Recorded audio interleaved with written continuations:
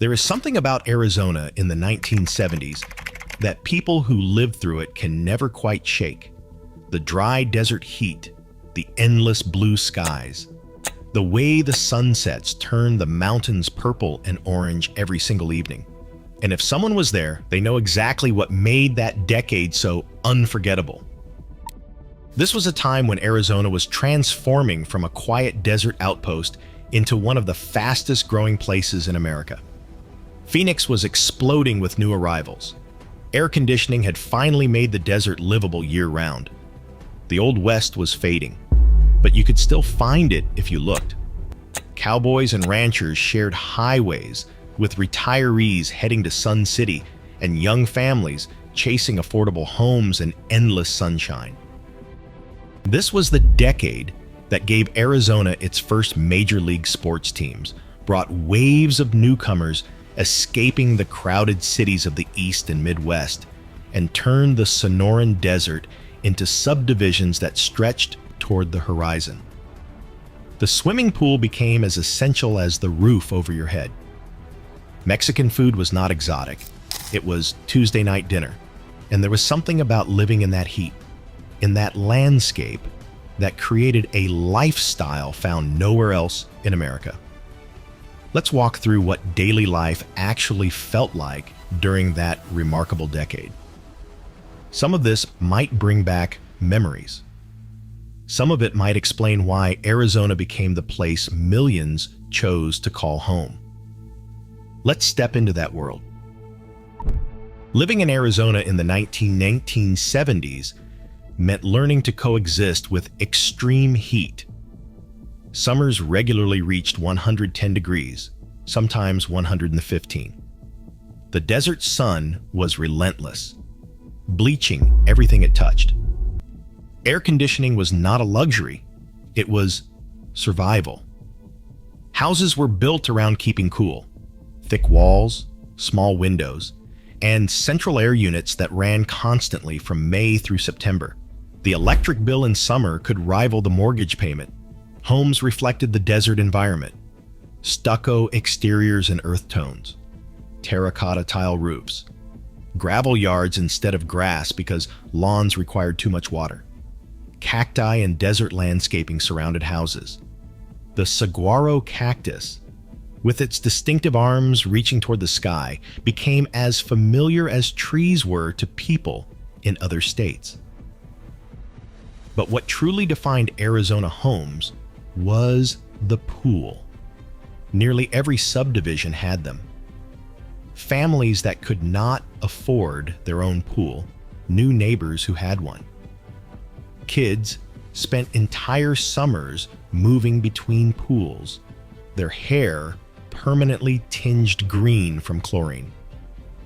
Pool parties were the default social gathering. The backyard pool was not a status symbol. It was how Arizonans survived. The architecture was distinctly Southwestern.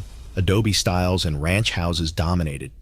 Sliding glass doors opened to covered patios where families would sit in the evenings once the temperature dropped below 100 degrees. Ceiling fans ran constantly. Evaporative coolers, called swamp coolers, were common in older homes and worked surprisingly well in the dry desert air. Housing was remarkably affordable. Young families from Chicago, Detroit, and Cleveland could sell modest homes and buy something larger with a pool in Phoenix or Tucson. The cost of living attracted people as much as the weather. A single income could support a family and a mortgage. Arizona was where the American dream still seemed possible. Phoenix was growing faster than almost any city in America. What had been open desert in 1970 was subdivisions by 1979. The city sprawled in every direction. Scottsdale, Tempe, Mesa, and Glendale were becoming substantial cities of their own, though they all blurred together into one massive metropolitan area. Tucson maintained a different character. Smaller, more connected to its Mexican heritage, it was surrounded by mountains on all sides. The University of Arizona gave it a younger, more liberal feel. old Tucson studios, where Western movies were filmed, reminded everyone that this was still the frontier not so long ago. The car was essential in Arizona. Public transportation barely existed. Everything was spread out, connected by wide streets and highways. Cars needed special care in the desert heat. Cracked dashboards and steering wheels too hot to touch were common. People learned to park in shade whenever possible and to use cardboard sunshades and windshields. Leather seats could burn skin in summer. The interstate system was still relatively new. Interstate 10 connected Phoenix to Tucson and beyond. Interstate 17 ran north toward Flagstaff and cooler elevations. These highways made Arizona accessible and fueled the population boom. Before we continue with the culture and community that made Arizona so distinctive, if you are enjoying this, look back at how people really lived and want to explore more decades and places, consider subscribing. There are so many stories about how Americans built the lives we know today. And we are just getting to some of the most memorable parts of what made Arizona in this era so special. The Old West was not ancient history in Arizona in the 1970s. It was living memory. Ranches still operated across the state. Cowboys were real, not costumes. Rodeos drew massive crowds. The Parada del Sol in Scottsdale and the Tucson Rodeo were major events. Western wear was not fashion. It was practical clothing that people actually wore. Tombstone, where Wyatt Earp had walked the streets less than a century earlier, was a tourist destination but also a real town. The frontier past felt close. Grandparents could remember when Arizona was still a territory, when statehood in 1912 was within their lifetimes. Native American culture was woven into Arizona life. The Navajo Nation in the Northeast covered more land than some eastern states. The Hopi, Apache, Tohono, O'odham, and many other tribes maintained their communities and traditions. Reservations were not distant places, but neighbors. Native American art, jewelry, and crafts were sold in shops across the state. The influence was everywhere, from place names to architecture to the spiritual connection many felt to the ancient desert landscape. Mexican heritage shaped Arizona as deeply as the frontier past. The border was close, and the connection was constant. Mexican food was everyday fare. Tacos, enchiladas, tamales, and chimichangas, which many claim were invented in Arizona, were served in restaurants and home kitchens alike. Spanish was heard everywhere. Families had roots stretching back generations to when Arizona was part of Mexico. The economy in Arizona was diverse in ways that might surprise people. Copper mining remained significant. The state had been built on copper, and mines still operated across southern Arizona. For decades, the 5 C's, copper, cattle, cotton, citrus, and climate, defined the Arizona economy. But the 1970s brought change. Tourism was growing. The Grand Canyon drew millions of visitors who passed through Phoenix and Flagstaff. Retiree communities were becoming an industry of their own. Sun City, the planned retirement community that opened in 1960, had grown into something remarkable. Tens of thousands of retirees lived there, enjoying golf courses, recreation centers, and a lifestyle built around leisure. High technology was beginning to arrive. Motorola had operations in Phoenix. The defense industry brought jobs.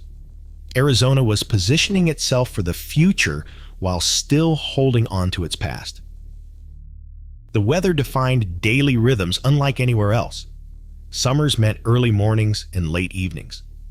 Construction workers started at 5 in the morning to avoid the worst heat. Golf courses offered twilight rates because nobody wanted to play at noon. People organized their lives around avoiding the sun during peak hours. But monsoon season was something else entirely. Every summer, usually starting in July, the atmospheric pattern shifted. Moisture poured in from the Gulf of California. Suddenly, the dry desert would see dramatic thunderstorms. Lightning shows illuminated the evening sky. Walls of dust called haboobs would roll across the valley, turning the sky brown and reducing visibility to nothing. Flash floods could turn dry washes into raging rivers within minutes. Monsoon season could change everything in an instant. Monsoon season was both dangerous and beautiful. The smell of creosote after a desert rain is something anyone who lived there cannot forget. The desert would briefly bloom, the air would cool, and then the sun would return, and everything would dry out again. The scene was quietly beautiful. Sports became a major part of Arizona identity in the 1970s. The Phoenix Suns had joined the NBA in 1968 and were building a following. The 1976 team reached the NBA Finals in a legendary series against the Boston Celtics. Triple overtime games. Last second shots. The Suns lost, but Phoenix had proven it was a major league city. The Arizona Cardinals arrived from St. Louis in 1988, but in the 1970s, Arizona State football provided the big games. Sun Devil Stadium was the place to be on fall Saturdays. The desert heat had finally cooled enough to sit outside, and crowds filled the stands. High school sports, especially football, were community events. Friday night games under the lights drew entire towns. The sports culture was building toward what Arizona would become, a state that could support multiple professional franchises. Community pride ran deep. What defined Arizona in the 1970s was transformation. This was a place becoming something new while still connected to what it had always been. The desert remained. The heat remained. The stark beauty of saguaros, silhouetted against sunset skies, remained. But the people were changing. Newcomers arrived by the thousands every month. They brought different backgrounds, different expectations, and different ways of living. Arizona was absorbing them all, creating something distinctly its own. Newcomers reshaped daily life. The decade had its challenges. Water was always a concern. How could millions of people live in a desert? The Central Arizona Project, bringing Colorado River water to Phoenix and Tucson, was under construction throughout the 1970s. The question of sustainability was already being asked. Water was on everyone's mind. For those who lived in Arizona during the 1970s, it was a time when the desert still felt wild, when growth had not yet become overwhelming, when the pace of life matched the long summer evenings. It was swimming pools and Mexican food, cowboy culture and retirement communities, ancient Native American lands and brand new subdivisions. The landscape felt wild and familiar. The Arizona of the 1970s was finding its identity as a modern American state, while holding on to the frontier spirit that had always defined it. The sunsets were just as spectacular then as now. The mountains still turned purple at dusk, and for those with memories of that remarkable desert decade, there is always more history to explore.